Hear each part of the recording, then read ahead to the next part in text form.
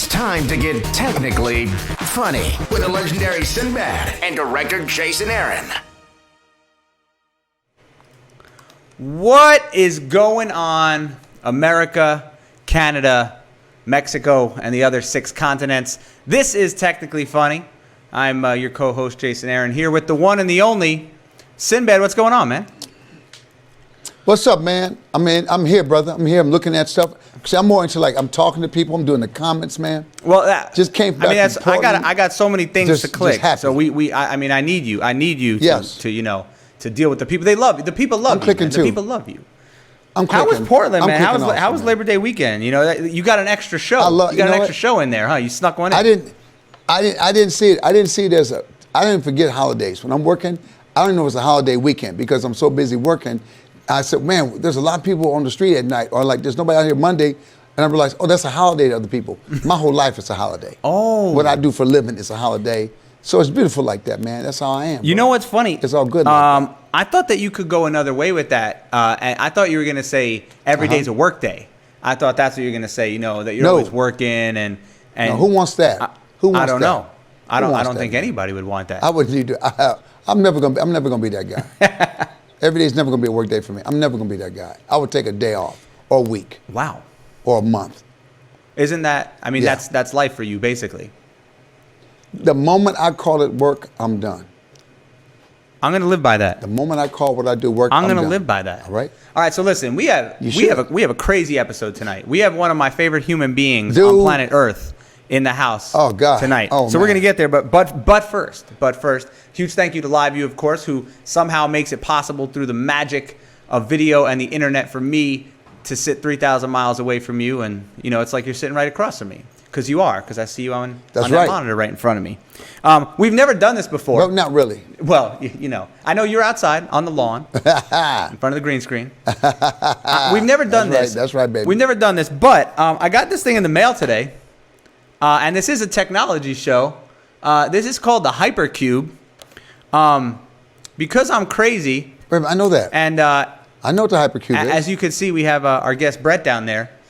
Brett, I snuck you in here so that you could see this too.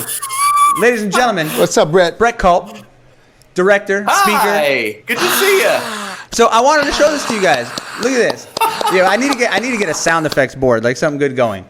But yeah, we do have Royce. We have a sound effects board. You have the Padcaster, right? Brody, we had the podcast. It has the sound effects built in. Royce, we need to bring our sound effects board. We got clapping, cheering. We can get booing if you don't like what I'm saying. I need it. If I start talking about The Bachelor, you could hit the boo button. That's right, man. So this company that makes this Hypercube, they it's called Sanho Corporation. They made a bunch of stuff that they threw on Kickstarter, mostly for USB-C products, which all work. But they have this little cube, which, you can see it. It's small, fits in between my thumb and my forefinger. Yeah. And you plug it into your phone. You could put a micro SD card in here or a hard drive or whatever, and you could back up all the pictures on your phone to this thing while it charges. So why? I don't know. Why? Why? It's in the cloud already. See, I don't need no more backup. I don't need no more backup for pictures. I don't need no more places to put a picture. Apple, can you believe that, man? There's no more places to put a picture, Apple's man. Trying to charge you. Apple's trying to charge you. Hard drive. They got wireless hard drives. They got a dude that you can put in your safe deposit box. You can send it to another place. I don't want another cube to put anything. Listen. And that little cube, I'll step on it and I'll lose it. A man like yourself understands that Apple's ripping you off $10 a month just to put your pictures up in the cloud. This thing, you don't even have to think about. But so is every cell phone company. Because the stuff don't work. And so is every cable company because the internet sucks. But we are crack addicts. We are junkies for the technology, so it don't matter. Yeah, but what this does, you put an SD card in here, you never have to think about it again. It just works by itself while you're charging the phone. Until you lose it. Until you lose the cube. And it will get lost. Well, why would it get lost? You just leave it in the outlet. Because it's so small. It's not that small. How many times you lost a little earpiece? How many times you lost a Bluetooth? How many times? This is a technology show, so I will bring this up. These AirPods right here, okay? Yes. I will tell you that Yes. I lose them constantly because it's that one product. Like my watch, I have the Apple Watch. I'll never lose that. Yes. I know where it goes every night. There's only one place for the Apple Watch. Yes. It never gets lost. Because you don't take it off. You don't take it off. And at night, I just put it on the dock and it's done. These get lost daily. Yes. Now, one day I lost them, and I couldn't find them for the life of me. And I did find them 3 days later when I went to take the clothes from the dryer and put them in the basket. I found both individual AirPods in the dryer, which I knew was really bad because that meant that they had also gone through the washer. Yes. Yeah. It was terrible. But they worked, didn't they? Perfect. But they worked, didn't Perfectly. they? I didn't have to do anything. I just put them right in and they worked. Because you know what? Because they know they're so small that they're going to get washed. They already Everything know worked. they're so small Like, they're going to get washed. nothing broke. But the one that gets you is when you are peeing and you bend over, but because you have a bigger hole in your left ear than your right ear, and pluck, pluck, it goes into the toilet. That's the one that bothers. What's the cleaning regimen after that? Because I think putting them through the wash, it's really easy, because they're clean. I feel like with your scenario. Once you drop in the toilet, that belongs to the fish. I talk to the fish now. Wherever that went, me and the fish are sharing that left ear pod. Oh boy. They're hearing the same music I hear. That's how it works, man. And then, you have to buy a whole new set then. And then so you should just have an extra set on hand. No, you don't have to buy a whole set. Now, Brett, you're not going to like this because you're a hopeful man. Brett, Apple doesn't chase you out if you steal from them. So if you lose these, you go into Apple and you say, hey man, I lost some, and you walk out, and the little kid goes like, oh my God, and they let you go. So is that the Sinbad? Have you had experience with this? How many times have you done this? Yes. No, I've watched it because that's their policy. They're not allowed to chase you out the store. So there was a guy that walks in. He picked up an iPad and he walked out. He says, I'm out. And the girl said, okay, have a good day. And he just walked out. Is that true? Isn't that true? I think that's true about every shop in the mall. I had a friend that worked at a tennis shoe store, and they weren't allowed to chase them out. They were just supposed to call security. Really? Yeah. What's the name of that store? Yeah, they don't want. I'm not going to tell you. The Sinbad. I'm like, okay. The Sinbad product replacement plan is very dangerous. It sounds very dangerous. You go up to the counter at Best Buy. It's for the bowl. You go up to the counter at Best Buy. This is for the bowl. And you're like, this is for the bowl. You go to pay for stuff at Best Buy. They're like, Mr. Sinbad, would you like the replacement policy on that? And you're like, no. Best Buy. You're like, Best Buy follows you. I'm good. Best Buy follows you from the moment you walk in. Best Buy follows you from the moment you walk in, and they follow you home. They watch what you take out your bag. They're sitting outside your window, looking in your house to see what came out that bag. Wow. That's what the Geek Squad really is, right? Exactly. Yeah. That's what they do. That's what the fans are for. They're like they're ex martial artists, man. They're ex martial artists. They're ex guys who used to kill for a living, and now they just want a job. Yeah. So they put them in Geek Squad shirts to throw the rest of us off. Put them in Geek Squad. Yeah, I like it. So now that we've gone completely off the rails, I guess just another Tuesday here. Brett, welcome to the show, man. Brett, listen, I'm going to be. Thanks for inviting me. I knew I had to have you on. Now I connected with you last week 2 weeks ago about something completely different, but I knew from the beginning of this show that I had to have you on. I didn't want to do it too early. I didn't want to do it too early. We had to get through some people first. Yeah. Before we got to one of my favorite people in the whole wide world. Now, last week we talked about we briefly touched on superheroes. I mean, primarily because we knew you were coming on. No, man, you got to bring him up. No, we got to bring this up, man, because I went to Brett. After you turned me on to, man, we are Batman. Was it wearebatman.com? And then I got to talk who Brett Culp is. C-U-L-P, Brett Culp, y'all. You have to go to the website. This is the most hopeful. He's not just a cinematographer. He's not just a documentarian. This is the most hopeful person I have ever met. There's hope for me. After watching his stuff, is that possible? There's hope for me, man. It's possible. I mean, in this time, the craziest time in this country, man, I watch some of your keynotes. I tell people, go to your site, watch some of your keynotes, watch your speeches, man. I said, this guy stands out. I love what you said. I'm leaving room, like you said. I'm leaving room for stuff. I'm leaving room for hope. I'm leaving room for hate, too, because I'm going to beat some people up. But I'm leaving more room for hope. I'm leaving room. I got to leave a little room for hate because I got some folks I got to jack up. But I'm going to leave more room for hope. Now, Brett, I mean, you and I have been friends for a long time now. We started our careers very similarly in event videography, which, Sinbad, if you're not sure or unaware, that's a way to say that we shot weddings. And yeah, that's right. Yeah. Oh, it's the fancy Videography way. magazine. Remember the first Videography magazine always had tips on how to shoot a wedding. Yeah. Right. Well, what you eventually learn is that's the breeding ground to learn how to do anything good, because you only get one chance. That's right. There's no do-overs. There's no, oh, sorry, I was out of focus while you kissed the bride. Like, that doesn't work. So weddings is actually a phenomenal breeding ground to hone your skills as a cinematographer. And one day, Brett, we're gonna fast forward a lot here. You decided that you wanted to make a documentary about Batman, and I'll let you pick up the story right there. Go ahead. Yeah, well, I mean, I'd spent my life and my career telling stories and watching how people were changed by stories and inspired by them, and realizing that we live in the stories that we tell ourselves. And it really made me want to make a documentary about storytelling and the power of storytelling. And so, but I was like looking for a hook, like, how could we tell this effectively? And what was a story that all of us could kind of connect to and that was multi-generational? And Batman was really the perfect way to do that. So we created this film, Legends of the Night. And the hashtag for that film was, as you mentioned, Sinbad, We Are Batman.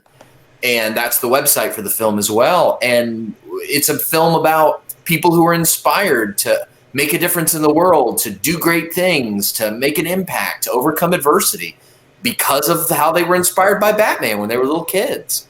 And we screened that film all over the world in 110 cities.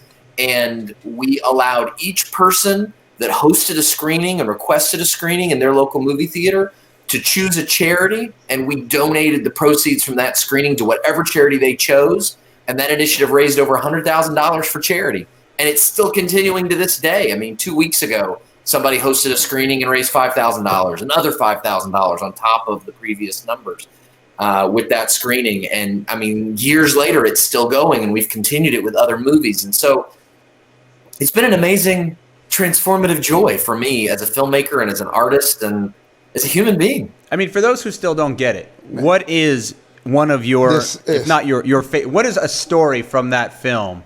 So he's being too modest. He's being too modest. Y'all, this thing he shot is so, dude, it's like when you watch that CNN, We Are Heroes. That's the best option for those who might understand what's happening. We Are Heroes, where they honor school teachers, like people who make a difference in society. Because there's something you said, your favorite people are not celebrities and entertainers, but we're people who show up every day and do the work. That's why I said when I was going to start a charity, I said, I don't need to start a charity. I'd rather start fundraising for folks who already have charities, for those who already, I told the people in the community who live in the community, the teachers who are buying supplies for kids, the people who show up at the rec center. I said, why don't I help them finish what they're trying to do, rather than trying to create something new? Because sometimes entertainers, I think we can be good to bring in money, but those who live in that community every day, they have to fight there every day, are the soldiers. Because what made Batman such a good thing for you is because he had no superpowers. That's why I think he sucked when I was younger. But as I got older, although I had a problem when Batman and Robin versus Green Hornet and Bruce Lee. So I had a problem with that, because Robin would have got jacked up by Kato. But I'm going to let that go. Because that doesn't go along. That was another kind of a hero moment for the Chinese Americans. So we'll go with something different on that. But I need people to go to your site and see what you're talking about, because it is so uplifting in a time of no hope. Yeah. And I don't know, I guess I have to ask you, what made you start shooting hope? Because something must have happened. You don't just do something like that, man. Well, that's a great question. I mean, I think as you're mentioning, for a lot of us, it feels like the world is very dark, and that there's a lot of darkness in the world around us. But we also feel it in our own hearts. We feel our own darkness rise up sometimes, and it unsettles us a little bit. It troubles us, I think. But, for me, I, grew up in a church culture, grew up around people, and my parents in particular were the kind of people that were constantly looking for the good, that constantly believed in the good. And as a filmmaker, I wanted my work to be about that. There's a lot of documentary filmmakers that create films and projects about things that are wrong with the world, about how the world's getting too hot, how we're mistreating Shamu, how terrible things are going on, and those are important documentaries, but most of them are about things that are wrong with the world. And my heart as a filmmaker has been to tell stories about things that are right with the world, about things that are good within us. And I love what you said a minute ago, and it's been my heart too, about I don't want to start a charity. I don't want to start a movement. If I want to start a movement, I want it to be a movement that empowers other people to live their own best lives and their own best stories. And that was really the heart of this initiative. And man, that's beautiful, man. Yeah, and of course, it didn't stop there, because after the success of that movie, you moved on to a superhero with real powers to make Sinbad happy. You did a film. Yes. You did a film about Superman. I mean, that's right. Yes. What made you go there, and what were the differences between those two films? Superman has heart. Superman has heart. Superman was an immigrant. Superman was an immigrant to this country. I got with the writer Stan Lee, and I'm smart, man. Comic books hide stuff in there. That's right. Superman was not of this country. They say Earth. Most Americans can't see the whole Earth. They can only see where they live. Yeah. I mean, they could forget Earth. They can't even see out of the city. Yeah. That's why they call it Smallville. Think about it. Smallville. We're going to make it such part of small America. You got this guy to come to New York City. He could have come to Chicago, Detroit. He came to Smallville. That's right. So here's a guy who has a tremendous ability to destroy this world, or to be a gangster, take over the world. He could have been Al Capone. He could have been that. But his job was, how do I give back to this mother and father who raised me on this farm, and somehow pay a due for not dying as a kid on this planet? Well, and I love all of that. And there's so much to say about Superman, and it's to start here. I mean, Superman came out of the 1930s, two teenage Jewish kids in the suburbs of Cleveland who had an idea that really redefined what it is to be a hero. I mean, we've had these stories of heroes with us from the beginning of storytelling. I mean, we've just got something in our gut that longs to tell stories about heroes, and it doesn't matter what time period, it doesn't matter what culture, it doesn't matter what continent. People that have never met each other through history are telling the exact same story of heroes over and over again. Yeah, I mean, Superman has so many biblical references in it. Superman's real name is the Hebrew name of God. So I mean, that's right there, right off the top. Is it? Kal-El, yeah. That's right. So that explains. I didn't know it was two Jewish kids that came up with it. So that's why they put the El Kal-El. I'll get that now. I get that, man. That's right. But this is an educational program, okay? I don't need to keep reminding you. Of course. Oh, okay. Well, but also the other thing that's tremendous, and the other thing that's tremendous and groundbreaking about Superman is that prior to that, most heroes, they were kings, they were queens, they were princes, they were from noble families. As you mentioned, I mean, here is a guy who who comes from Smallville, USA, who on the surface seems to be this clumsy, awkward, never gets the girl kind of guy. But pulling open his shirt underneath the surface, he is this great superhero. And I think that's symbolic of a shift in culture that was happening at that time, where we were realizing for the first time how powerful we actually are as human beings. From most of human history, people were not powerful to change their lives. They were not powerful to change their careers or their families. There was no upward mobility. And here we were in an age where that was becoming available. And also we were, as a human race, creating some pretty powerful things in a modern age. And so I think that superhero character tapped into something in our psyches at that moment that made it just cut loose in popularity. I mean, is it? You know what? But once again, it gave hope. Once again, is that whole story. You look at early comics. The reason I'm saying this, comic books have changed. They went to Bizarre World Sinbad. It went to Venom instead of. I told my son I kind of fell out the comic book world when the heroes became dark, which means there was no hope. Our heroes, look at comic books, we didn't even want young kids didn't want a good hero. They didn't want that clean, moral hero. They didn't want, because remember Bruce Lee, all the early Bruce Lee movies, he was the shy Chinese kid that had to learn how to fight, that could fight. He was just a player with the girls. He was always a quiet dude. I said, but he had all that fury. He weighed 130 pounds. But one was called, Fist of Fury, just all that fury. I said, the peaceful warrior, that when I read the book, the peaceful warrior, which means God didn't say don't fight, but when you fight, bring it at them, but try to be peaceful. Well, now there's a new series on TV called The Boys. I don't know if you've seen it on Amazon. I have seen it. It's about superheroes that are dark. Yep. They're part of conglomerate, crime, nothing moral about these cats, although they have one girl who gives me hope. And I said, wow, it's such a shift in what somebody with superpowers would do. Because it's probably what I would have done if I had superpowers like a fly. I am going to rob you. But I mean, that's because you need a villain. You need and you need a villain, man. What you're talking about is the interesting thing about Superman 2, and Superman and Batman are a very interesting contrast, because Batman is this very flexible character. Here's this character who can work as 1960s Adam West camp. And it's funny and it's clever and it works for kids and it works for adults and we love it.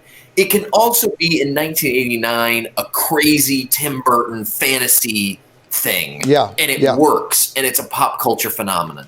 It can also be in the hands of a director like Christopher Nolan, the most complex political, psychological drama of a decade in some ways as action adventure movies. He's extremely flexible, and he can also be a children's cartoon on Cartoon Network. Are you talking about Ben Affleck or no? Oh, you know how I feel about that. But no. How do you feel about that? My son wants to hear that, Royce. They're talking about. By the way, if you want to hear that, I will pop. Brett has a phenomenal video. You could check. It's about 20 minutes. No. Whoa. Yeah, it's a 20-minute video on YouTube about how I surprised myself and fell in love with the movie Batman versus Superman, and what I saw in it that most critics didn't see. And I got very emotional in that video, and some people made fun of me about it, and some people really embraced it. But I think it was a very inspirational. Sinbad, man, this thing blew up. We got to bring him on our next. We got to bring him on our next podcast. Brett, we have to bring him on our Blurred Nation, which is Black Nerds. We have to bring him on our Blurred Empire. We have one with my son and family. We need to bring you, because we talk about all things comics book and that kind of stuff, because we do get emotional. Yeah. But man, I ain't gonna lie, man. When Iron Man and Tony Stark went down. Man, Brett, didn't Christopher Nolan see that? Who saw that? So that video.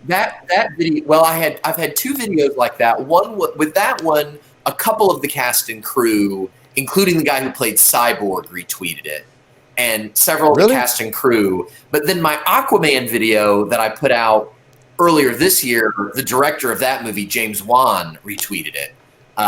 Because is it all on your website? Is all that stuff on your website? Oh yeah, it's all on my website. Yeah. You may have to search. We gotta go see that. Yeah. There's so much stuff on there. But if you search Brett Culp, this guy's the goods right Brett Culp, Batman vs Superman, or Brett Culp, Aquaman, those videos are awesome. They're everywhere. Yeah, it's like millions of hits. You can't miss this stuff. You know what I'm saying? You and my son will get along. Oh God, y'all will just. Man, I think I get you on the room to talk. I love it. You're both cinematographer. He's a director. He's a comic book head. He's a sci-fi head. Oh God. Now we brought up superheroes last week because we were talking about how Brett was coming on, and Sinbad, you had one of the craziest takes I had kind of ever heard on sort of the place of superheroes today, and you touched on it a minute ago. Or well, definitely more than a minute at this point, but about Superman and what would Superman be in 2019? Would he be good, or would he come down to this Trump-run America and say, forget this, I'm robbing all the banks and breaking out of jail? And have y'all been watching Krypton? I haven't. No. See, you got to watch Krypton because it gave us. What if a world where everybody's like Superman? So this is where a world where everybody's like Superman. So this is before there's a Superman. So Krypton is kind of giving me like, wow, what would the world have been like before he got there?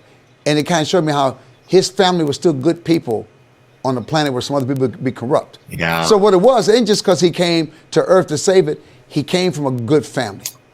Yeah. So it came down to how you raised. Where you're from. So that's what's kind of amazing. So we say if a superhero was made today, would it be you're a product of like, hey man, I came from the hood, I came from nothing, and I want to help those with nothing? Or What if you're a superhero and you were born in a rich family? What if you were Donald Trump Jr. with superpowers? Yeah. Yeah. Well, the best story like that, in my judgment, that's ever been told is a comic book called Red Sun, which is what if Superman had landed, 12 hours earlier, and he had landed in communist Russia, and instead of standing for truth, justice, in the American way, he had stood for truth, justice, and I can't remember what they say, but it's the communist way. Yeah, but think about it. Think about this though. What if he had landed there, Red Sun? Because remember, he still comes from a good family. Those genes were there. What if he had been raised by a poor family in Russia? Yeah. So he could have landed in Russia and got with one of the poor families. He'd have been their secret weapon. Yeah, that's right. Overthrown Stalin. Now, if he got with some of the corrupt ones, I think they would have used him as a weapon. Yeah. But I like to believe even people use his weapon realize this ain't for me. Yeah. Although he could have been Drago and Rocky, and you just trying to kill good people. He would have beat Rocky's ass. You know what I'm saying? He would have beat Rocky's ass. That's actually the secret story of that movie. Maybe he actually was from the planet Krypton, and they just didn't tell that backstory in Rocky IV. Wow. That's really what's going on with that movie. I think one of the best references. Wow. That is, I mean, that would be but I don't know that Sylvester Stallone is that deep. As we're talking about this, I can't help but think about The Man in the High Castle, which in a live action scripted drama looked at World War II and said, well, what if the Germans won? And just recreated history. Was that not deep? I mean, it was to watch white Americans be treated like dirt. When I watched The Man in the High Castle, I said, what if white Americans had been treated like how they suppressed some of their own minorities? They were looked upon as dirt by both the Russians and the Japanese. I mean, they didn't catch a reprieve. East Coast, West Coast, they couldn't catch hell. They were catching hell from everybody. That show did not take long to get into because just the concept of it. I mean, you don't have to go more than 10 minutes into the first episode, and you're like, oh man, like this is so interesting to just reimagine history and and the way it went down and to change. I mean, it was so cool because it was done in such a real way. And I think, I think Brett, I think superheroes, I don't want to. I mean, if they're young kids listening, they save us. Dude, I don't want to. No, they save us. Most of them aren't. Yeah, real. it could be my audience here, Jason. So be careful. Yeah. So remember, superheroes, comic books. If we go back, like I'm 63 years old, sitting on the stoop every Tuesday, Wednesday, the comic book comes out. Every month, get the new comic book. And since we couldn't afford all of them, everybody bought one. They're 5 cents. But I was always the collector. They would give them to me. Nobody wanted to keep them. So I kept them. I put them in plastic sleeves, and I would reread them over and over. But like the reason I really got into your video, we have Batman. I was that kid. I couldn't fit. I used to pray. I said, God, give me super ability. I used to pray. No, I wasn't handicapped. No, I didn't have a deformity. But no, I was not fitting, and I was getting beat up, and I felt lonely. And I said, God, if you just give me a superpower, I said, I'll use it for good. But there are 2 people I got to knock out. If you let me knock out 2 people, and this is a true story. I used to cry because I wake up, and I told my dad, I don't have anything special. I said, I don't have anything special. He said, son, you don't realize you have the power of persistence. I said, yeah. What kind of superhero is persistent, man? He just gets knocked out and knocked out and knocked out and knocked out until he doesn't get knocked out. He said, exactly. Yeah. I said, what? He said, exactly. So then I didn't realize till later in my life, I said, he was right. I didn't have the ability so many people had, but he said, if you'll train, if you work hard, it doesn't guarantee that you become great, but you'll be better than where you were. And so that's Batman. At its core, that's Batman. Yeah. Was that who it was? He was rich, though. Yeah, well, that's true. He was rich. I didn't get that either. He had a car. That's true.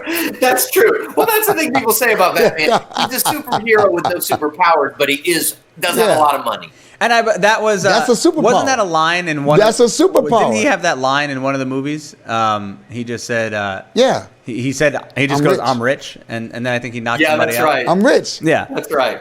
Sinbad was Batman.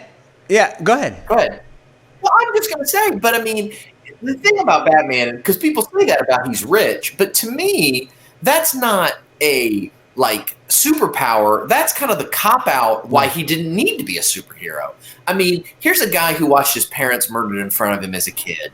He has all this money, which gives him all this freedom. If anybody had an excuse at 30 years old to just be sitting on the couch with a bunch of beautiful women, playing a Nintendo Switch, eating nachos and drinking margaritas, it's Bruce Wayne. I mean, this is what you would think he would be doing, but he goes the exact opposite way.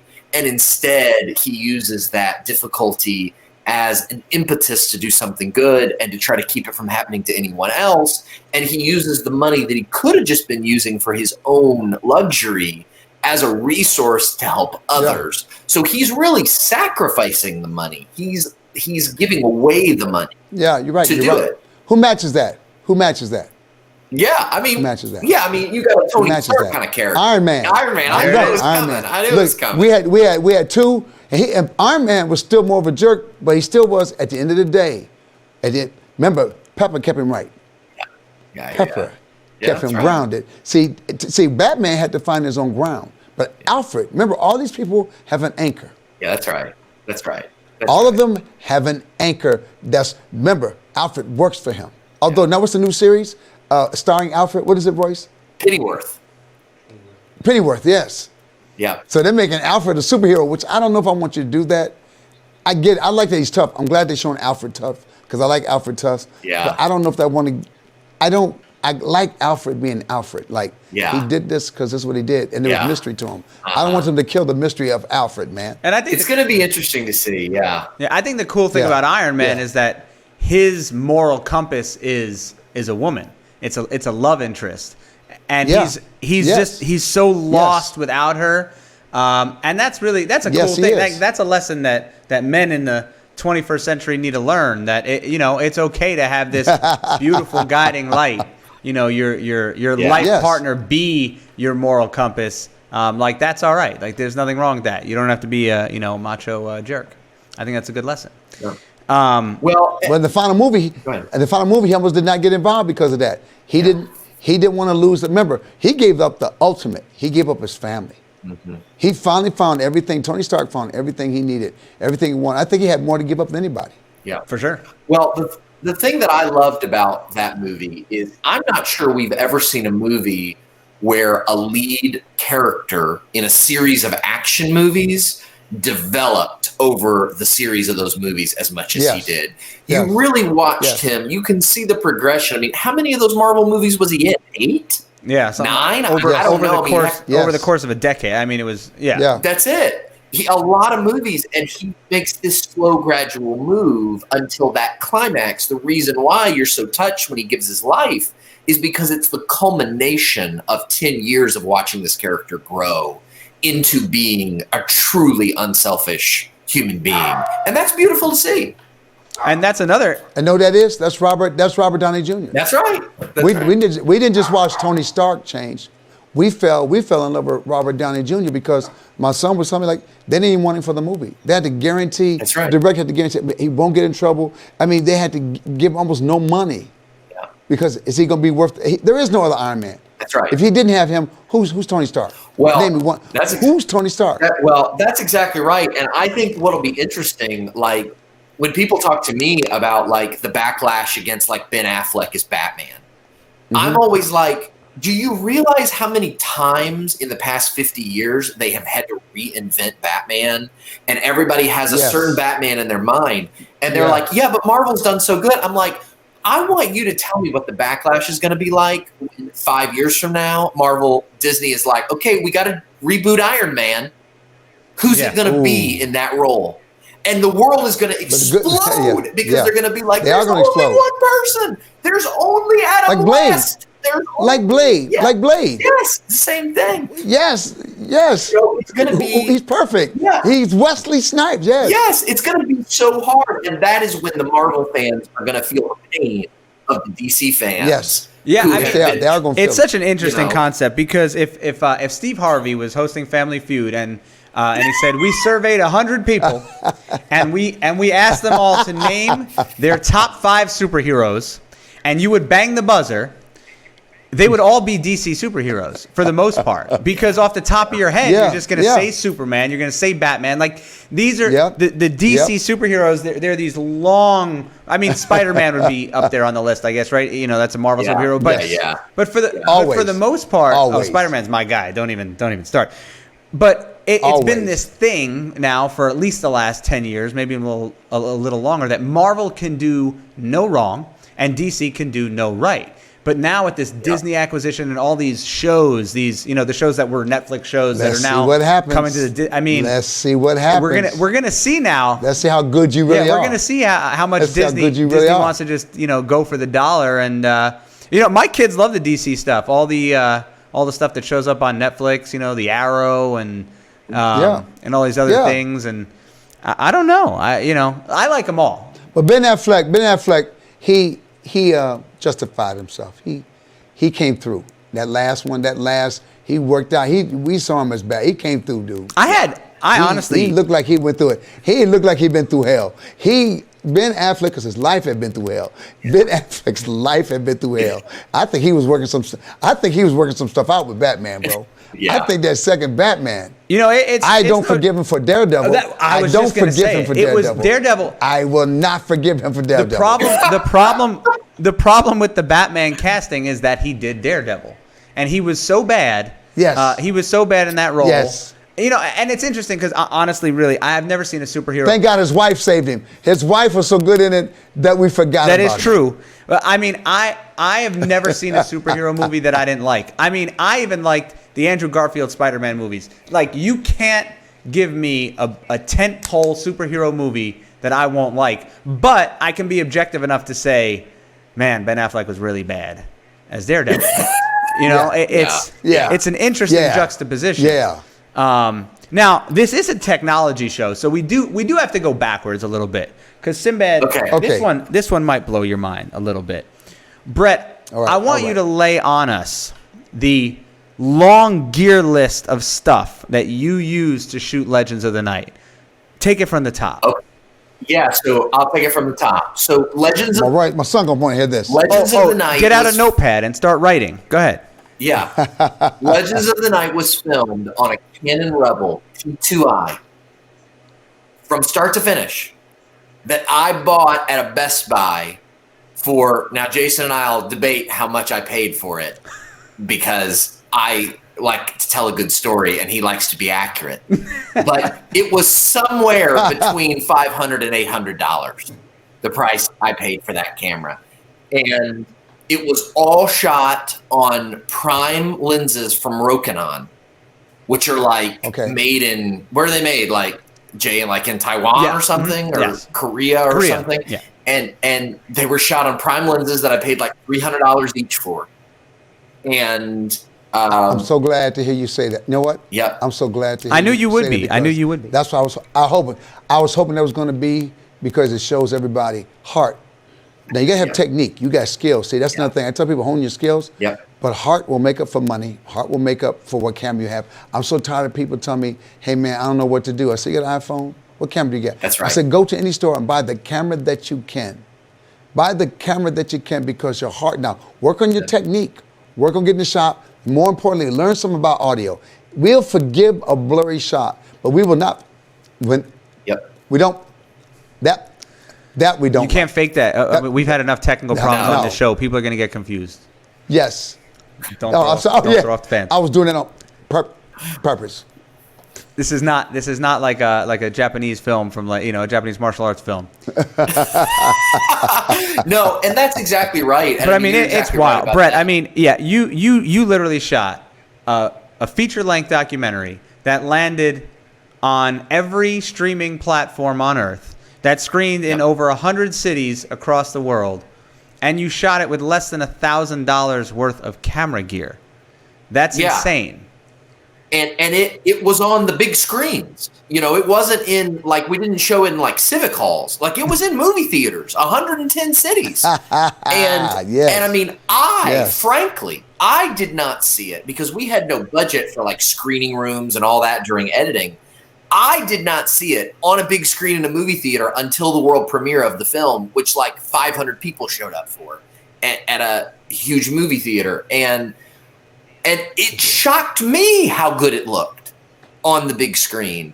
And it really was, I mean, as you guys kind of said, I mean, it really was one of those moments where I was like, look, if we can do this and the film can be picked up by Netflix and it can be on Hulu and now it's on Amazon Prime, you know, it's like there's no excuses. Just start. You have what you need. And essentially the codec on your iPhone today, the video codec on your iPhone is better than the video codec I had on that Canon T2i, which I look back on now, and the compression on it, like people are like, did you use a hack to, you know, use the software to improve the quality of the, did you use an external recorder? They got the wrong guy, man. Because you could get a 422 signal, and I'm like, I don't even know what you're talking about. I just put the card in the thing and just started rolling. Dude, you sound like the guys that now, man, you get the 442. I said, I did 1922. I said, dude, you know what? I'm glad you're letting everybody know how smart you are.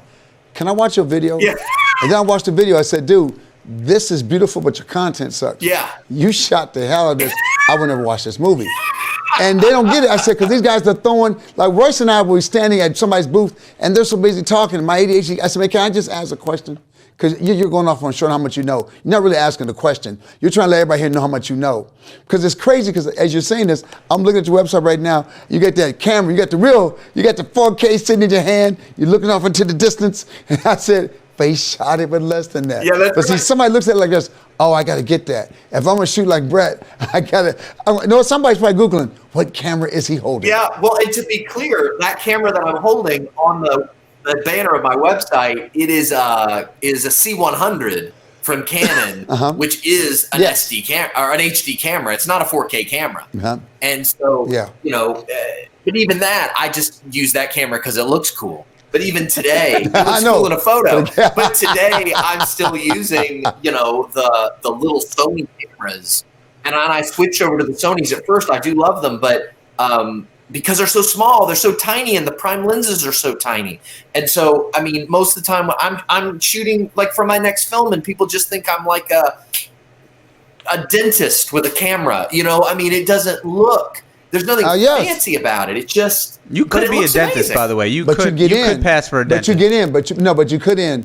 The dentist or rabbi or guy that works at Best Buy security. He can be either one of those guys, man. So I was with you until the security thing. Welcome to the Geek Squad. But you know what it is, Brett? Because like my son, we're black magic camera people. Yeah. Because I always said it still go in the backpack. Yeah. Oh yeah. You know what? That's the thing. Music nowadays, can it go in the backpack? My camera, because when you pull up on somebody, especially if you're doing, I still say guerrilla style. I love guerrilla style. Yeah.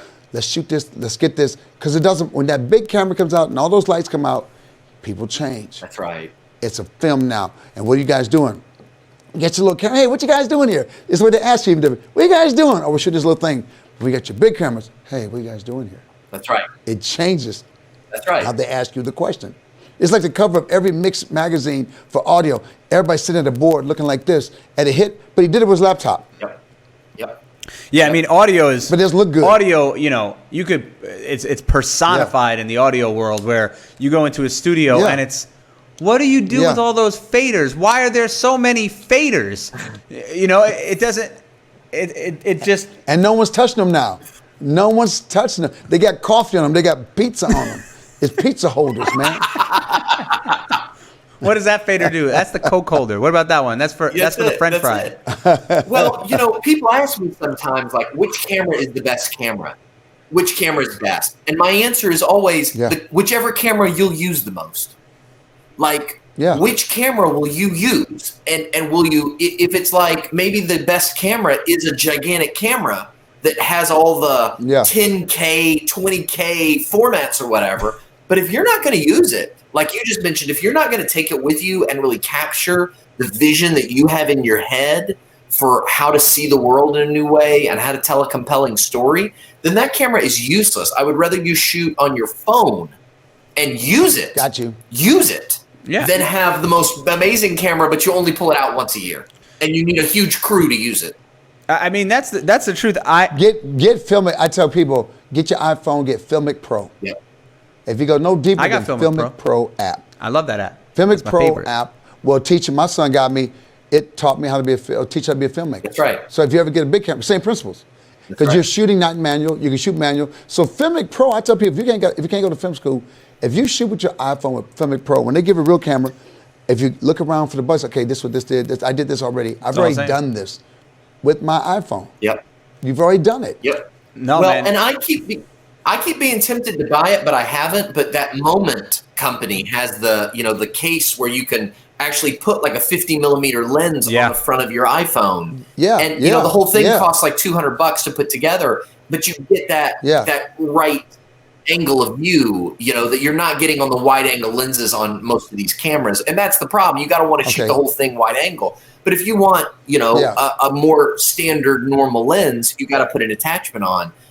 But between that and the app that it comes with, which is like free, which allows you to do all the things you're talking about, you can get what you need. It's crazy. Yeah. Yes. I mean, I used to, before I ever shot a frame of video, I had gotten into photography and I bought a DSLR and I went out and I learned all about photography and framing and iris and all this, all the basic stuff that you need to learn.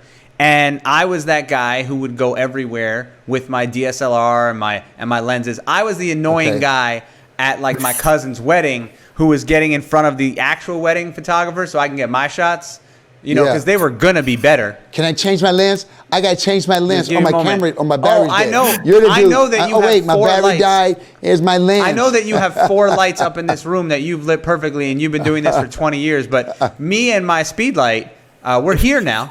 So I got this. So just if you could step aside, you could step aside while I work. Yeah. I was that guy Every Saturday night. Yeah, I was that night. guy. And then they'd be like, "Wait, we don't even know this guy. Was he even invited? Because he's not the this wedding.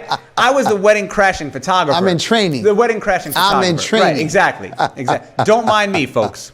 No, but seriously, so that was me for a while, and I did that, and then when Canon came out with the 5D and it shot video, I was like, wow, because I had Nikon DSLRs and I switched over to Canon so I could shoot video, and that was a total revelation. But you start doing this in years and years and over and over and over, and you get to a point eventually. Everyone is thanking God that I got to this point. You don't want to carry the camera around anymore. Like, it's annoying. You just want to go to a wedding and have a good time. No. And of course, it's the same thing when my kids were born.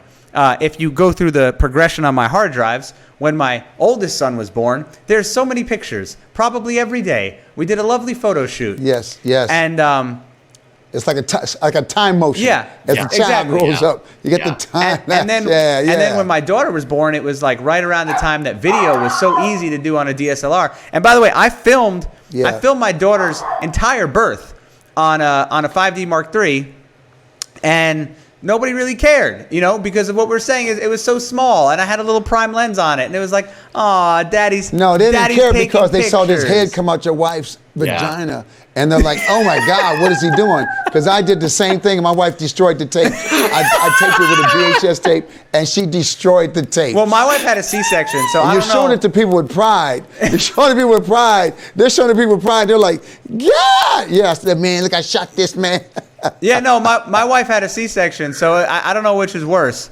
But yeah, I made a whole video. But let me tell you, that was like the last time I ever took out a camera for one of my kids, because at the same time that we had these cameras and we'd been using them, there was this thing happening over here. It was called iPhones got really good, and they met somewhere. Yeah. And I could tell you honestly, I have an A7S Mark II, which certainly takes pictures, but you would never really call it like a still photography camera. It's really meant more for video. Yeah. And I don't even have it. Like a friend of mine has it. He keeps it at his house because he uses it more than I do. Just because that's just not much of what I do anymore. And I literally don't even have a professional camera to take a picture if I wanted to. I don't own one. You can go in my garage. I got lots of gear in there. Because we say, I'll pull a picture, I'll pull a still off the video. So all we do now, if I need a picture, I'll pull a still off the video. Yeah. How about this now? We got to the point, we don't even pull our iPhone out. We go, does somebody have an iPhone? Okay, AirPlay it to me. Yeah. We're like this. Somebody else take the picture. I'm right here. Send it to me. Although I went through this morning. I don't even put my camera out. I went through this morning. I was taking a guy asked me to take a couple pictures of him on an iPhone, and I said, "Oh, which iPhone do you have?" And he said, "I don't know," which was a really bad start. But then I said, do you have the button? Do you press the button? And he said, yes. So I said, I'll take the picture. I'll airdrop it to you. You know, because you get to those levels. Like, you know, as long as it's like a 10 or better, then anybody can take the picture and it's all good. But once like guys with the 7s and the 8s and the 6s, you know, you can't have that. Well, they should be hanging out with you. If it's a 6, 7, or 8, they shouldn't be with you. Well, I mean, 8 will let them stay because they got the 8 hour. But if they're 6 and 7s, why are they with you? I think that's the thing. But see, if that's your philosophy, friends don't let friends. I don't belong on this podcast. See, wait, Brett, which iPhone do you have? What do you have? Brett, this is the 8. Friends, an 8. Okay, so you're in. 8's good. No, 8's good. You're in. 8 came out with the 10, so 8 works. But 6 and 7, friends don't let friends use a 7. Friends don't let friends use That's a 7. true. Although smack it out their hands. Although it was smack out their hands, say no, break that. You have insurance on that? Whack. That's it. Yeah. I really do wish for the sake of conversation I had a 7. Just so I could say to you guys, like I should have just lied. And know what would happen? It would go black like that. It would go black like that. It would just do this. It would just do that. Like bars and tone would come up like beep. Well, because Jason, you know, I mean, Jason and I had this conversation, I don't know, a year and a half ago, 2 years ago, about my editing system. And that I edit my films on, and it still has not been upgraded, Jason. It's still the same editing system. Tell them what it is. Tell them what it is. What were you using to edit, Royce? Fusion. Yeah, at this point. He's using LumaFusion. LumaFusion is all my son uses. He's doing everything in the phone, in the iPad on LumaFusion. Yeah, Brett's not doing that. Brett's I'm not doing that. I'm not that bold. I have a desktop. It's on the other side of this laptop.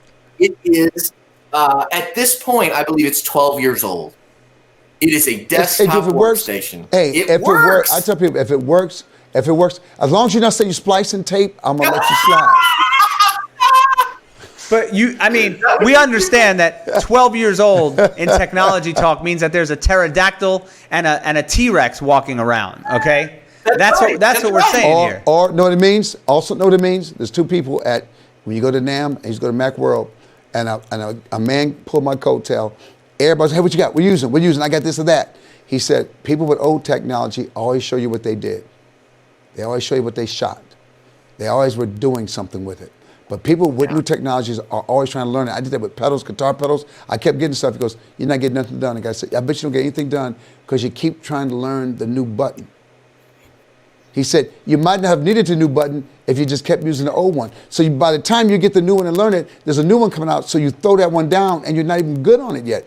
People that have technology that's 10, 12 years old, and people are laughing at him, yeah, but he's got an Oscar, he's got an Emmy, he's got a Grammy, and you got new equipment.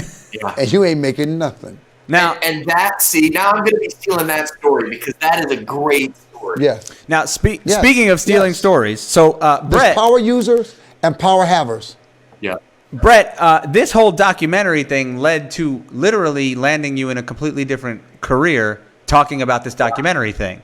Tell us about that. Sinbad, you're going to love this, man. You're going to love this. Yeah, so essentially what happened to me is, I'm playing these movies in these movie theaters, and they're these positive, uplifting, inspiring films, and I would get up after it was over and do a Q&A. And, we would talk about all these amazing, hopeful things, and I would share stories about things that happened behind the scenes on these films that were so beautiful. And then at the end, I would do like a 10-minute little talk, like a final thought. And when we were doing Legends of the Night, I had a friend that was like, this isn't like a film Q&A, Brett. This is like a Batman altar call you're doing. Like, it was so like, inspirational and about changing your life and making your life better and overcoming the challenges of your life and all these things. And at the end of one of them, somebody said, hey, you should, I had all these different scenarios, but the story that is the amazing story that Jason knows and loves is that Jason and I spoke together at a conference for filmmakers. It was in, San Antonio, Texas, right? Yep. Jason? Yep. And it was in San Antonio, Texas. And after it was over, Jason spoke for a little while. Then we did a Q&A. Then I closed the day and, spoke for about 45 minutes. And after it was over, there was a guy that came up to me named Jeff, and he said, that was amazing. Like, are you a professional speaker? Like, do you do this? And I was like, no, I just do it like this. And he said, I've got a brother you should meet. And essentially what happened is his brother mentored me. His name is Gary Brott. He helped me. And he then, after 6 months, introduced me to the world of speaking. And it changed my life. I've been now speaking for the past 3 years all over the country at these incredible events, corporate events, not-for-profit events. And then this year I'll do 50 speeches at events all over the country. And essentially those speeches are funding my life and my films, and they allow me to make these films and do them the way I want and create these positive initiatives around them without having to worry about where the money's coming from. I don't crowdfund anymore. I don't need backers. I don't need investors. We can just do what we want and give it away if we want to at the end. It's really beautiful. Say that again. Say that again. Say that again. Wait, from where? The whole thing? From the, say that again about the no crowdfunding. My son would like to hear that. No funding, no crowdfunding. No crowdfunding, and do what I want. I love that. That's what it was. And I mean, that's been the beautiful thing. Now, I mean, the crazy thing is I'm spending, I'm on the road a lot, and 50 dates a year for speeches is a lot this year.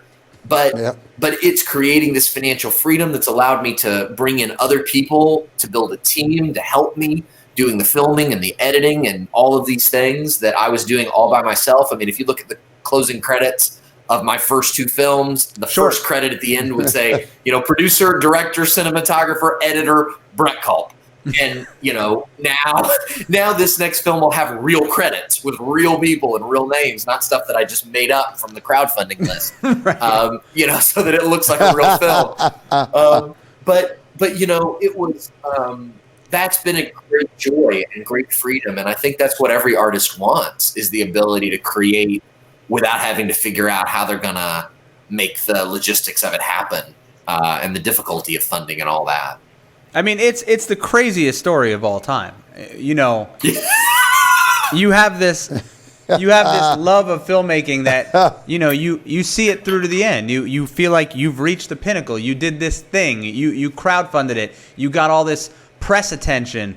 You made it, and then next thing you know, you're out talking about it a few years later, and it literally spawns this whole different career by accident, and then gives you the ability to go out and just talk about what you've done in a meaningful way and touch people. And of course, I follow you on social media. Every time you speak, there's a note or a letter or a comment from somebody that's how you change their lives. I mean, you're literally the guy that gets to change people's lives every day, just doing what you love. At this point, just talking about it. That's your superpower. Yeah. You change lives, man. Your superpower is you change lives. Like I like what you're saying in your video. Everybody thinks they gotta have this moment where, man, there's a young lady who I'm trying to help. She's a singer out of Kalamazoo, Michigan.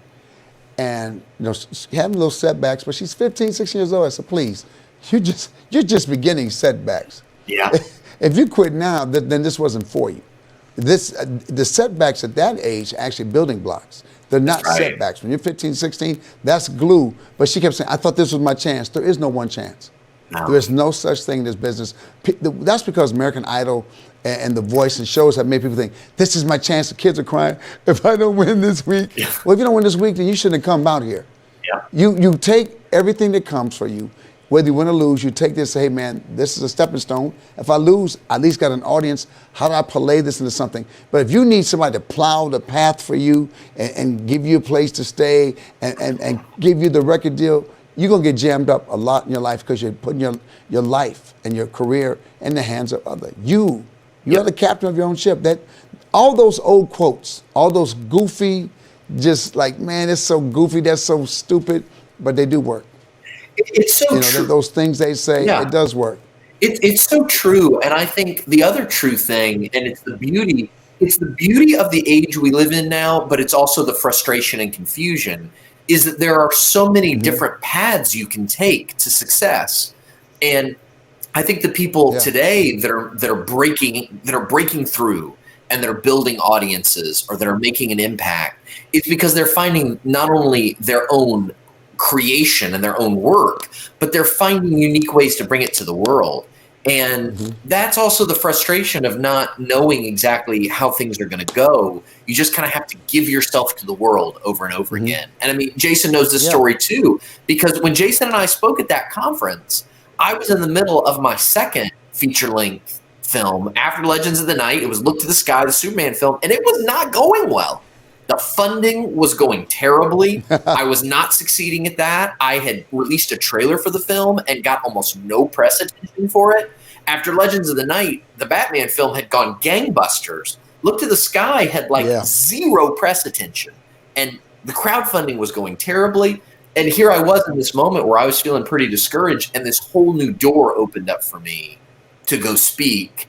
And like, for example, with Look to the Sky, like my second film, it got so much less media attention than Legends of the Night did. But with Look to the Sky, because I've been doing this speaking, I'll speak at conferences. Like I spoke at the National Conference for Boys and Girls Clubs of America last year. Every executive director from Boys and Girls Clubs from all over the country was in the room. And at the end of my speech, I essentially gave them a link to download for free the newest film, Look to the Sky. And 350 clubs requested screenings and then ended up showing it in their local chapters to these young people in their clubs.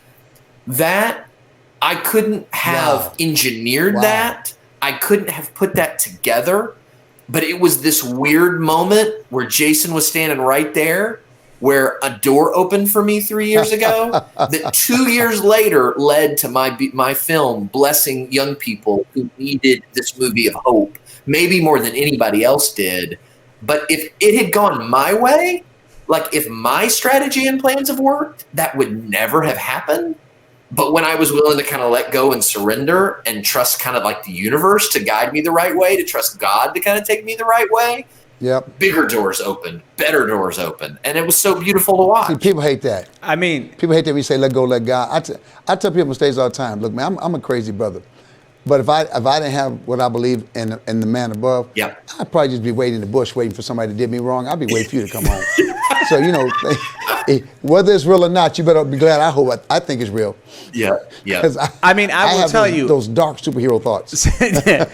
Sinbad, I mean, as crazy as Brett's road is, I mean, I will forever literally remember standing there watching this guy come up to. I was there when this conversation happened. I watched this thing happen out of nothing. It was also the only time I will ever speak with Brett Culp. I'm never doing that again. Can you imagine that? What a disaster. I'm usually all right. But with this guy? Just don't go last. That's like, just don't go last. I mean, thank God he saved me from that. But it's, I mean, that's like me like doing a skills competition with LeBron James in front of. I mean, it doesn't go well for me. You know, it doesn't matter if I can make a 3-pointer or two. That's like me talking to a technology company after they talk to my son. And then they go, oh, Sinbad. And we talk to his son and go, well, let's look. Let me text him and see if I can get him over here to the booth. Because this ain't going to be the same with you talking to me, man. I'm saying. Who knew, you know? But I love that. So, Brett, what's the next film? Tell us about the next film. Yeah, so this next film we're working on, it's about the connection between fathers and daughters and how dads can it's about how dads can make a positive impact in the lives of their daughters and help them really live their best stories and empower them. And so we took a group, we took 6 dads who have daughters, and over the course of we gave them a 3-month challenge to do things with their daughters they'd never done before, to have experiences with them, to bring them into each other's worlds, to say things to their daughters they'd never said to them before. And we documented that process. And we're also, I've talked to experts about all of that. And so this next film is going to be an expression of that. And when we started it, we had no idea that some of these things that were going to happen with the Me Too movement and some of these other things were going to come about. And so what's really been beautiful about this for us is where this started was, truly about the relationship between fathers and daughters.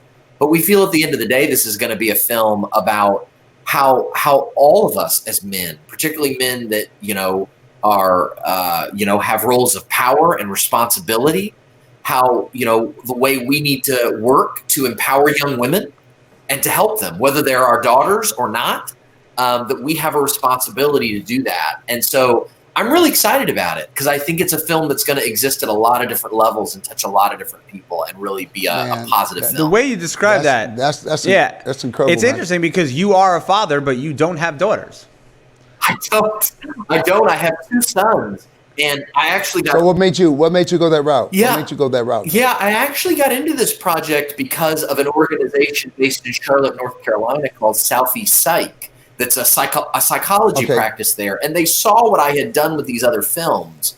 And they were like, hey, we think this is an awesome project, an idea to do something similar to what you've done, to build kind of an initiative around it. Would you be interested in partnering with us on it? And I was kind of like, well, if you guys think you could raise the money, I'm interested. And they did. So I dove in. And at first, it wasn't a personal project for me, but the farther I've gotten into it, my sister has 2 girls, and so I have 2 nieces.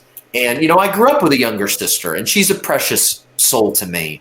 And so, it has become more personal over time. But I'm super grateful that I was invited to be part of it. It's been a great joy. When's it coming out? It's funny. It's funny, man. Oh, go ahead. Finish it. Was that coming out? Yeah. So the answer to that, Jay. It's a documentary film. So I have no idea when it comes out. I think we're at sometime between now and whenever. Yeah, when we finish it. When we get the money to finish the post production. Yeah. We're in post. We've been in post for 30 years. We shot that in 1966. But we're trying to colorize it. We're so close to colorizing. It's in line to get pressed. It's just taking a little extra time. Yeah, I would. I'm gonna tell you something, man. I have 2 daughters. I have 2 2 sisters.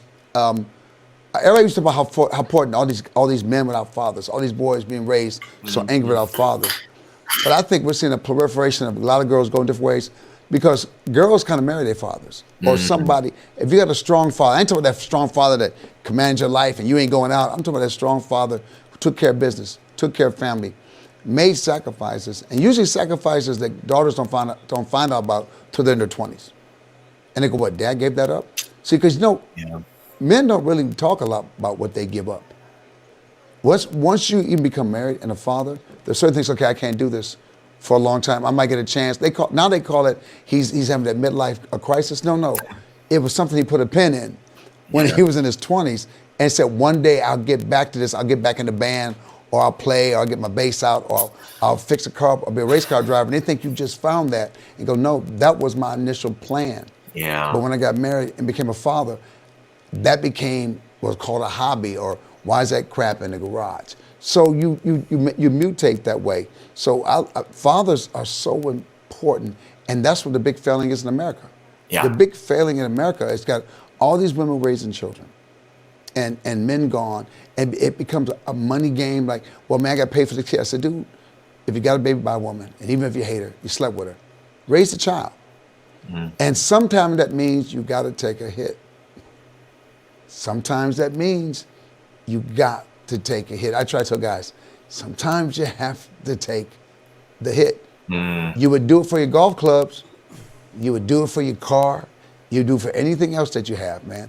But you got to do it for your kids. Yeah. It's the most important thing. That's the superhero. Yeah. The father who remember, it used to be the father was like, my dad could do anything. I just thought if I could be like my father, I'd be okay.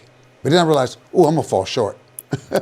He could build, he could roof, he could do electrical. I said, maybe I'll make enough money so I can pay for what my father did. And we kind of looked at what my father did, but I paid somebody to do it. Yeah. So I'm like a father, but somebody else's father did it. So I'm paying somebody else's father to do it. So it falls in that line. But that was my goal, was to be like him. So that's a great thing, man. And I can feel you about that too. I had an amazing dad too, a dad who was great to me when I was a kid, but also mentored me through my life. And when I first started my business, really helped me for a long time, learn how to run a business and how to market and how to hustle and how to work hard and grit. how to have grit. Grit. Yes, absolutely. Grit. And you know, and how to, you know, when I would face a disappointment and be like, man, this is hard. He's like, this is life, man. Go for it. You know, dive right back in and go for it again. It ain't fair. That's exactly right. You're right. You're right. That's You're exactly right. And, you know, he just was one of those kind of guys, but also had a very gentle hand and a very empathetic, you know, sensibility about him as well, and a very loving heart. And so, yeah, I mean, dads are so important and so powerful and so formative. Yeah, absolutely. Man, absolutely. Guys, that was beautiful. We can't close this. We can't close this any better than that. Although I did catch you try to sneak in while you're having a midlife crisis into that whole thing and kind of just try to brush it under the rug. But we'll let it go. That's fine. Who, me? Oh, yeah, you. Me? Yeah, you know what I'm talking about. Oh, no, I'm lucky. I don't have midlife. I just keep doing it anyway. It just makes everybody mad. What about me? Can I talk about my midlife crisis? Yes. Yeah, tell us about it, man. Tell us about it. What is it? What is it yes. you want to go through? The crowdfunding? The colorizing? Is that your crisis? Like, man, I want to colorize. Well, you know, I would say this, though. I mean, I think it's so interesting how we all reach points in our life where identity and who we are and who we want to be. I mean, that's just what you're talking about. And, you know, at whatever stage, I think, you know, it's interesting for me because I'm going through a period in my life. I mean, I'm only 42, but I think we all go through these stages where you say, you know, what are the things in my life that weren't working for me, that aren't making me happy, that aren't leading to the kind of life and success I want to have? And what do I need to realign and readjust? And I want to be the kind of person that's doing that regularly and not have some crisis looming ahead of me where I'm stopping. Because that's the interesting thing. I mean, even as we're talking in this episode, I mean, I've reinvented my career like 4 or 5 times in my life. And each time it gets more and more wonderful. But there's also this sort of like, well, what did I lose? What did I miss? Did I want to give that up? Was I ready to change? You know, all of those things. And I think it's very important for all of us to kind of stop and take stock of who we are and who we want to be and where we want to go and what's important to us. Yeah, I mean, I called the pickup, brother. I didn't play music for 30 years. And I'm 63, trying to learn how to play. I pick up bass. I pick up on drums, percussion, guitar. I'm trying to learn keyboards. I'm trying to learn trombone, saxophone. I'm going to die crazy as hell. I'm going to die. I love crazy it. as hell. Hey, listen. But that's my choice. You know, I was talking to a group of kids, in a sports business academy a few weeks ago, and the question, one of the kids asked me a question. He said, "Well, where do you see your career in 5 years?" And it's one of those questions that, you know, they tell kids to ask people. Like it's one of those questions you're supposed to ask. And I didn't even have to think about it. I looked at him and I said, I have no clue. I said, I'm happy where I am right now. And I'm going to see where the road takes me in 5 years. I said, look, if I was broke and I had no work and, you know, things weren't going right and I was depressed, it would be another story. My answer would be wildly different. At the beginning, that 5-year program, 2-year program is correct. As you start moving in the direction you want to go and doing things you want to do, I tell kids there's a thing called, I read that book. I read all these positive thinking books because I couldn't figure my life out. So I was young. It was with Norman Vincent Peale wrote some great, not Norman Vincent Peale, Robert Schuller, also Norman Vincent Peale. Robert Schuller wrote all these great books, and one was like Peak to Peak, P-E-A-K to P-E-A-K. He goes, I've read that climb book. up a mountain, Yep. you look. Because I don't want to limit myself, because it might be a different view than what I thought it was. So when someone says, well, I said for about 5 years, better and doing something different. Yep. Better and doing something different. All I can tell you in 5 years from now, I'm going to be having fun. Yeah. Because that's all I know. Whatever it is I'm doing, I'm going to be having some fun. Yep. So I climb that mountain. When I get there, I sit for a second, go like this, ooh, I think I'm going to go left. But sometimes you made a bad choice. You got to run back to the hill. Yep. And go back right. But the left was not a waste of time. It was never, because there might have been something I learned going left to go right. And I love what both of you said. And that's the way I feel too. It's like, I don't know what I'm going to be doing in 5 years. Yeah. I'm not in control. I feel like I'm not in control of that. But my hope, the hope that guides me, is that it's going to be even better than what I could have planned or imagined on my own. Yes. And there's something out there for me that's going to be great. And I feel like until the day, leave room for the magic. Yeah, until the day, leave room for the magic. Until the day that you find yourself, you know, depressed and unhappy in what you're doing, you don't have to think about it. You reach a certain point where you could just let the road, guide you. You don't have to, you put the car on cruise control. Yeah, man. And you just let it drive and enjoy it. And that usually means you made too much money. When you find yourself bored and confused, it means you made too much money, and you might just want to give some of that away. Because nobody wants to play with you anymore. Nobody wants to play with you. Yeah, but the good thing is you have all the toys. You can play with yourself. So there you go. Yeah, but that don't work. You ever seen a lonely kid in a toy box? You ever seen that little rich kid in a toy box? I'm like, damn, man. I don't want to be that kid. I'm going to give you a little sock to play with. I'm going to give you a sock to play with because this other stuff ain't working for you, man. Let's give you a cheap toy. Oh, listen, the best toys are pots and pans and shipping boxes. I mean, everyone, if you've ever seen, tell you, man, if you ever watch a 2-year-old play, they don't want the big fancy toys. Yep. They want the box that the toy came in. That's what they want. Yeah. Or a colorizing kit, and some post-production stuff. All kids want. I'm pretty sure that was just your childhood. That was just you. All kids You were the only one. Want some post-production facility stuff. They want a post-production facility and some colorizing. I hope Royce is listening right now because I know when that baby comes out, okay? When that baby comes out in a few months, you're going to be like, grandchild, this is called Da Vinci. This is Da Vinci Resolve. And you're going to buy And you're going to buy him a nice little Surface with the color wheels, and the kid's just going to be playing with him. Yeah, man. But the good news is... They had this checkup today. They said the child was long and tall, man. But I know you're no dummy because I know by the time that kid's like 3, he's going to be coloring all your projects, and that's going to be the cheapest labor you ever created. So Royce will probably go to prison. Royce will go to prison for child abuse and child endangerment, putting that child on the set, carrying gear and carrying all the equipment, and get the tripod and say, why can't you pick up the tripod? You're tall for your age. That makes no sense. I'll give you my old 4K camera. What am I going to shoot with that? Yeah, exactly. I want the 8K. I want all 8Ks. It's coming, man. It's coming. Oh, yeah. Next couple years is going to be fun for you, huh? Yeah, man. It's going to be nice, brother. Looking forward. All right, with that, it's time to shut it down. Thanks. I told you this was going to be the best episode. I knew who we had coming on. Brett, thank you so much, man. Where's the best place to find you? Where's the best place to find you? Easiest best place. Yeah, it's best to go to my website, or you could just Google my name. It's Brett, Brett. My last name is Culp, CULP.com. 9 letters. Done. I think. Cool. I counted right. All right, that's it. You're better at counting than me. Yeah. It's midnight. You got to shut it down. We will see you. Yeah, man. Oh, it is that time. It is. All right, man. The turn into vampires or whatever happens at midnight over here. Yeah, man. That's it, brother. That's it. All right, we'll see you next week. Thanks, guys. Thanks for coming on, Brett. Good night. It was fun. Thanks for having me. It was fun, man. Peace. Have a good one.